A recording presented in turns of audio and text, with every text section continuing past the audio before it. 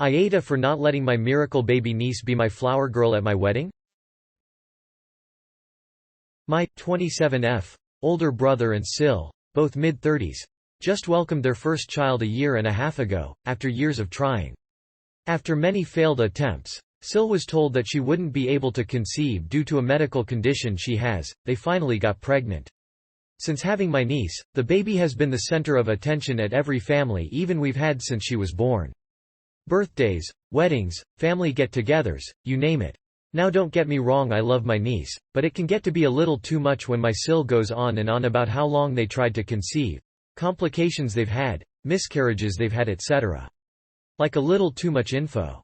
Many family members have commented on how it's a little bit excessive, but no one has said anything because they don't want to sound like an awe.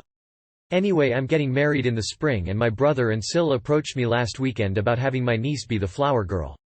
Now my fiancé, 35M, has 2 children, 10M and 6F, from his previous marriage.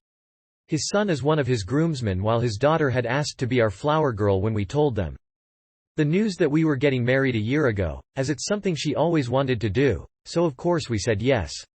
So I explained this to my Sil when she asked me about my niece. She asked if my stepdaughter can just carry my niece with her? I said I don't think she'd be comfortable with that considering she's 6. She then asked why I can't give that role to my niece, and allow herself to carry my niece down as the flower girl. I said no because I already promised my stepdaughter. She then started going off about how my lack of effort to incorporate my niece is disgusting to her. I should honor her in some way since I know how long and hard they tried for my niece.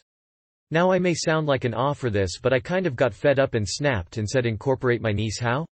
By the time the wedding comes around she'll be 2 years old.